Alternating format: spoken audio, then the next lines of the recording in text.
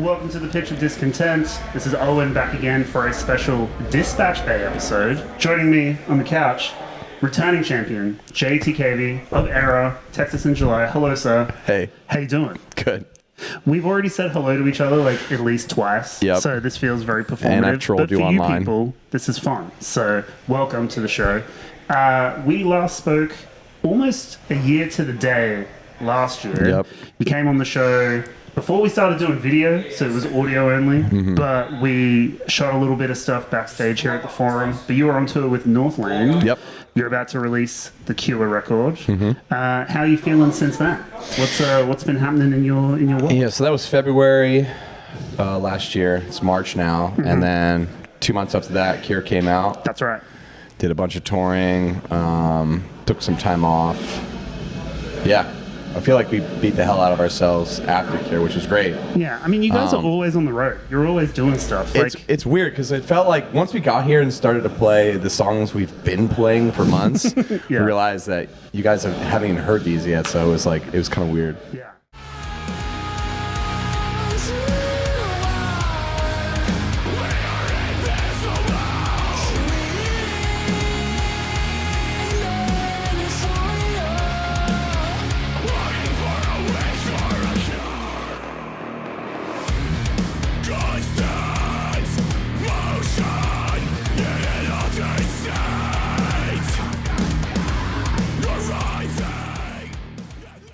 Well, I'm glad that everyone gets a taste of the full kind of record release show. I was here for the North Lane set. That was sick. Yep. So it's going to be a good one again. But for this episode, I wanted to do something a little bit different. I decided to fuck off the music journalism stuff. I'm so fine with that. I outsourced all of my questions to the r/metalcore subreddit. Dangerous. Without Very dangerous. the knowledge that you lurk in the subreddit. So you saw me try and fiber all of these questions to randoms on the internet. So thank you for that. You're welcome. Let's just jump straight into it. I'm going to go with our first one here. Clean_possibility_83 asks, what is the process like for picking a set list prior to tour? Who has the most say? Is it a group discussion? Are there certain songs guys want to play but the other members don't want? So what's the process? Is it democratic? All of that's true. Okay. Kind of. It is democratic. You have set length. You have guitar changes in mind, so you can't you can't have songs that swap an instrument like every song just comes a nightmare. So you kind of got to group those up. We definitely look at the flow of how the set goes. You don't want to front load it heavy and then end it all soft. It's like making a playlist, right? You want people to ebb and flow. Great analogy. It's just like making a playlist. And honestly, with the deeper we get into our catalog, the harder it gets because we want to play the new stuff, but we don't want to abandon the stuff that we like from older albums. It's tough, and it's probably going to get even harder. Yeah, but, as your career lengthens and you have more albums and more shit to play, it is hard. It's going to get harder and harder. Are there songs tucked away in the back catalog that you'd love to throw into the set that simply just we for did time that you for can't this do? tour?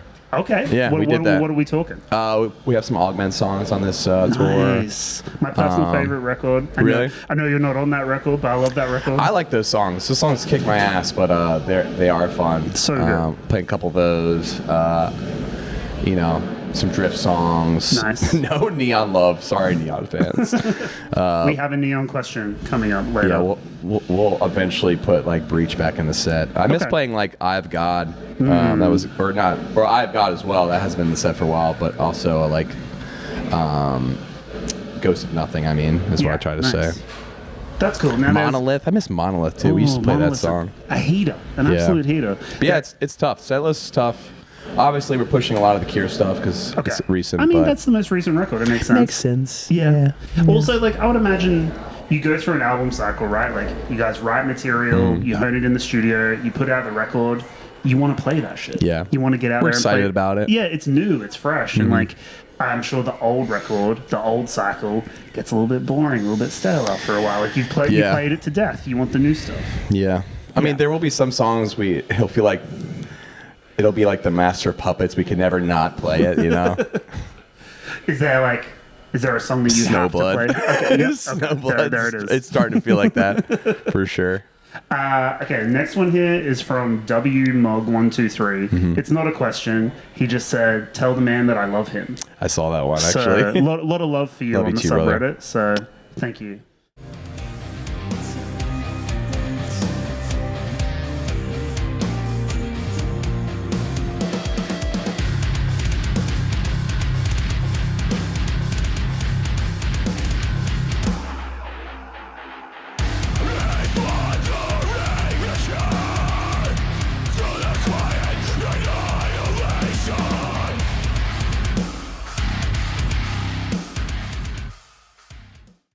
Next question is from Kawazinan. Any plans on new Texas in July material in the near future? That one's tough because, even making that happen in the first place was an ordeal. We definitely got lucky with the graces of Equal Vision picking up the kind of the budget and organizing it for us and making time at Atrium where we recorded Bloodwork. All those guys have full-time jobs and families, so it's like kind of a logistical nightmare. I'm not saying it won't happen, but You know, have to fit in with all the other stuff. That, yeah, like, Chris you're with the a busy Ghost guy, Inside. I'm with ERRA. Yeah. You know, it's tough, but Okay. I do love those songs. The EP we put out was EP was killer. was great. It was great. I was happy to, revisit the previous bodies of work. Yeah, love sick. those boys. It was a good time. All right, so watch this space. Yeah. Maybe. Question mark. I'm not saying no, but the next recording might come out of our pockets, so we'll have okay. to see. Maybe you could crowdfund it. I thought about that. Yeah? We'll see what happens. Okay. As long as Adam's on board, I'm on board. Yeah, dope. Next question comes from Reminiscence, and he spelt it in like a weird way, but whatever, that's fine. We won't judge. We're not grammar policing here, that's okay. Any plans for a remixed version of Neon with the guitars more prominent? Apparently, what a heated debate about the mix of Neon. Rightfully so. We won't talk about the process for that record, but I will say this: there's been definitely talks about remixing like Impulse and Augment and potentially Neon. I'm not saying it won't happen. Maybe if we plan an anniversary tour around one of those records, we might do it. But That's the 2015 record, right? Yeah. So you'd be coming up to Wait, which one? Neon? Neon's 2018, I believe. 2018. Okay. So So it'd you take a got like while. an anniversary kind of coming up in the next few years. Yeah. That's cool. The further away I get from albums, though, the more I'm like, that shit was ass. No. There is a precedent for it though, because like Except Drift. Drift will live forever. Okay. I was talking to Benny from the Gaslight Anthem for the Good Things Festival that came through here last year, and he was talking about their newest album, History Books, and they, on like the year anniversary of it, released a new version with like a new mix. And I like kind of I hit him up and I was like, what's the deal? Like, did you guys just not like the mix? And he was like, it sounded good on vinyl. He's like, but the digital stuff sounded like weirdly sterile. He's like, so we just wanted to like pump it up a bit. And I was like, okay, that's fair. The thing I'm also afraid of with that is like, if we do that, we would probably re-record it as well, and I would want to change things. Like, So it's like a whole thing. Yeah, like I revisit like patterns and lyrics. I'm just like, why did I do that?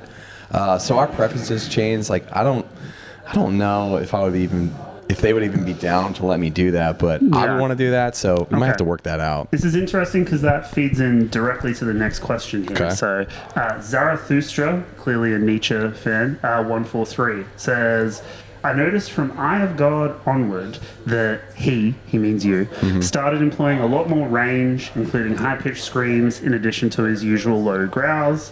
Interested in hearing if that was a conscious decision, a suggestion, or a new technique that you learned. I mean, honestly, I've had at that baseline high through low range the whole time. It's definitely gotten much better over the years, but when I joined, Drift was, the record that we were working on, and I don't like to put vocal dynamics in for the sake of the dynamics, or just the sake of having it. I want to put vocal patterns and tonalities that I would say complement the material. Sure. And Drift has some variation and variance, but I will say I had bronchitis when I recorded Drift, so that didn't help. Yeah. But at the same time, it was such a big difference from like sonically what we heard from Augment and Moments of Clarity that I didn't really feel right of just trying to replicate what Garrison and Ian did. Sure. I don't really sound like them, so I wanted to do No, and I think you came through the JT equivalent. You came through very distinct and like made it your own, which I think you kind of have to do, especially if you're like filling in someone else's shoes, coming into an established outfit. So like, I can understand that kind of thought process. At the same time, we had to bring some range back because I didn't want these fools to think I couldn't do it. Yeah, you had to do it to them. I had to give it to them. Had to show them what you were capable of. Yeah. So we'll bust out a couple of those low end stuff and the cool highs, and I like doing it. You know, it's fun. It's a classic metalcore thing to have some vocal dynamics in there. Absolutely. You know, we love the spoken word. We love the highs. Love the lows. You know, throw some gutties in there. Just some little pig squeals. Get some MySpace shit happening. Yeah, it's never gonna die. But yeah, I just like to compliment the song. It would be weird if I like did all highs on like Skyline or Vanish Canvas. Can you imagine? Do it. Fuck it. No. Just throw him a curveball. No. Jesse probably would be like, fuck that.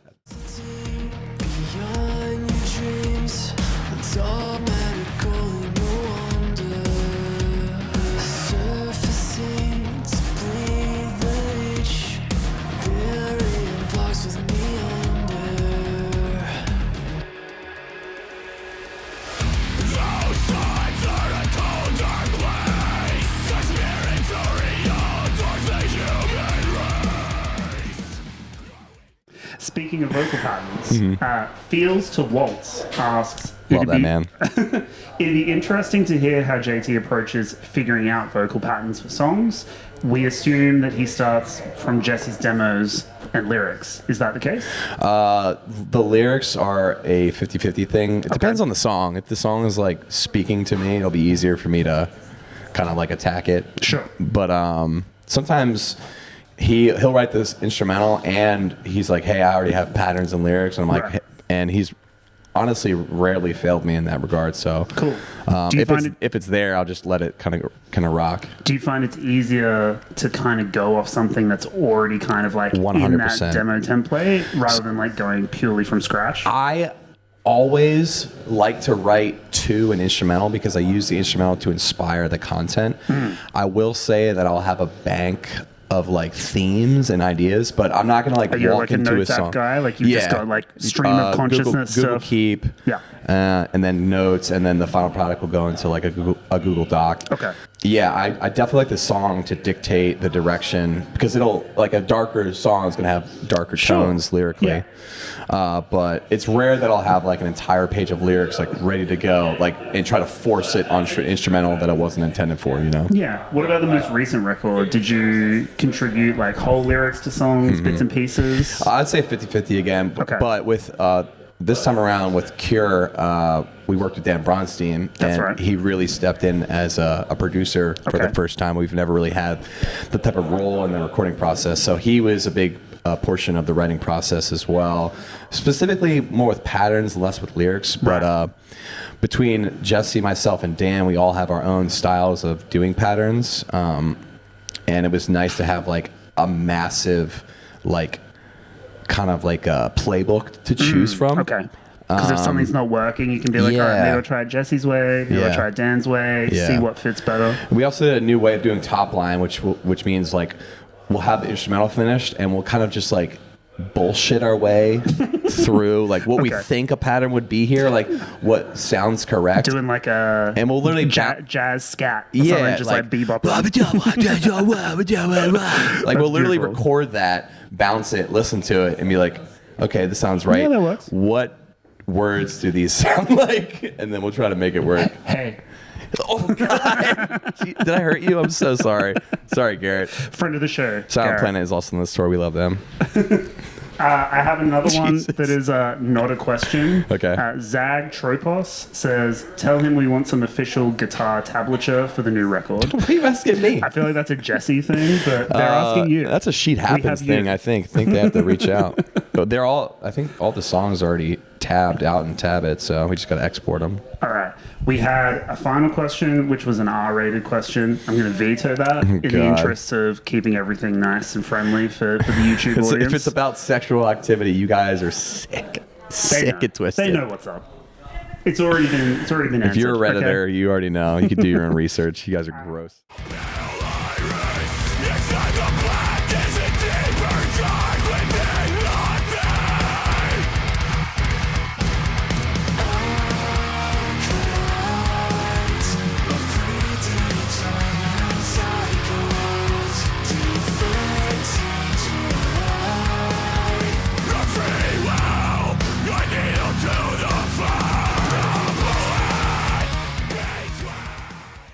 We're going to go into this final speed round because Okay.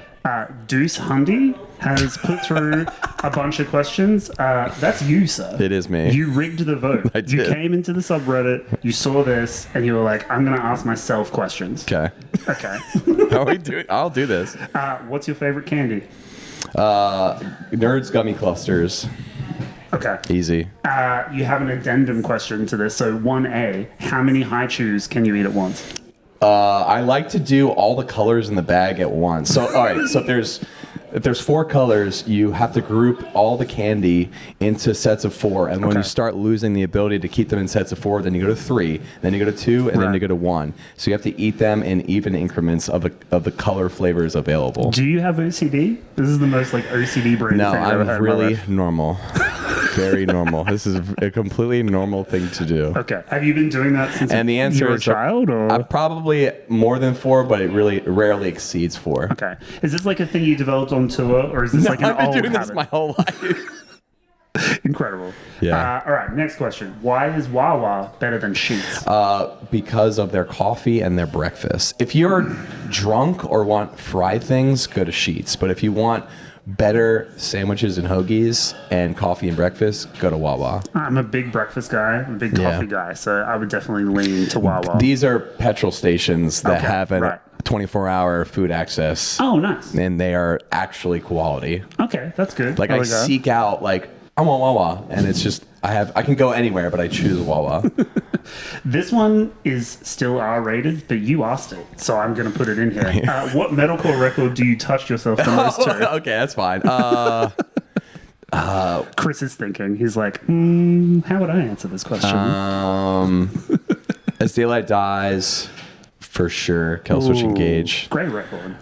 What's the All That Remains record that has like 6 and This Calling on it? Is that it like one? Overcome or something? No, Overcoming or something? that's I think the song you're thinking of is on the following record. Okay. Full of Ideals? Yes. Is that the one? I think A Darkened Heart or something is the one before I'll that. fact check this, Yeah, and I'll sorry. just like put it up I on should the know. screen. Whatever record has like 6, Not Alone and This Calling, that one's really good. Okay. And then we got to give Bury Your Dead, A Beauty and the Breakdown a spin as well. Incredible record. Yep. A really good quality gym record. Like, you're hitting a PB when you listen to that record. for sure. Bruso's like such a fucking beast. I love the percussive nature of his voice. He was a big influence on me when I was learning how to scream. Okay, that's cool. Next question. Who invented Crocs and why are they a cuck? Bro, I hate the resurgence. Or not. They didn't really... Nobody watched Idiocracy? Yeah. Oh my God. I It don't know. happened. I feel like the Crocs were always like a standard thing, and then now they've kind of like branched out into like the camo and like the different colors and I different get styles. it in the medical world because you're on your feet all day. You got to keep them nice in the kitchen for sure, at restaurants. But like if you're just out Yeah. and you chose the Crocs, what's happening? I'm not a stylist. My housemate. It's rocks just the Crocs my all the shot time. ass opinion, but God, I hate those shoes. I have seen the new Croc slides, and we're going in the right direction. Yeah. But So like my OG Crocs, get them out of here. My housemate is a big fan of the slides. He's got a bunch of different colors, although our dog fucked up one pair. Sorry, Dane. He They're got a little bit too basically excited. chew toys. Yeah, kind of. All right, final question. Which ERRA member smells the best? Connor. Nice. Connor supremacy. And then Appreciate finally, to wrap this all up, have you really been far even as decided to use even go want to do look more like? You know how many times I said that to try and see if I could just roll it off the cuff? Do you know what that is? I had to ask my wife, and she explained it to me. I was like, That's old internet joke. I was like, I feel like this is a bit, and I It is don't a get bit. it. And she was like, let me give you the law. The answer is yes. All right, so that's all from Reddit. I guess to kind of like close things out, how pumped are you to be back in Australia and to do this thing again? Like it was only last year that you were here.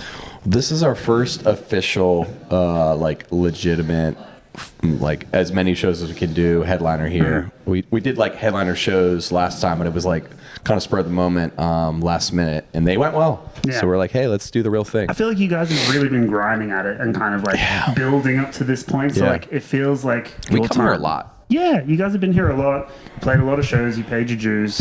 You put out a bunch of records. Like it's time. It's time for the ERRA headline. I mean, we every U.S. headliner we do, half of it is Australian bands. Actually, 3 of the bands that we've toured with are going to be here today just to hang out. Yeah. So That's good. That's the community. Yeah. I mean, there's something. I said this to the Perth crowd. It's like really something special in the water here. Like the guys just produce great music. The community rocks. I mean, we didn't have any like disagreements in the crowd. No fighting. People are just there to like be sweaty and have fun and like just love this what we do. You know. Yeah, I think Australian audiences are very receptive to what you guys do, and like we have a very healthy scene down here. So like it's all primed for you to have a good time. Yeah. Well said. Well, we're going to wrap things up there. Short and sweet. Thanks to Reddit. Thanks to JT. And cheers. Thank you. ERRA. See you later. Subscribe now to the Pitch of Discontent Patreon to receive access to extended cuts of our bonus episodes, as well as exclusive behind-the-scenes content, monthly Patreon-only episodes, member-only votes, the TPD community chat, and much more. Go now to patreon.com/tpdpod and join for as little as $5 a month. That link again is patreon.com/tpdpod. Thanks for watching the show.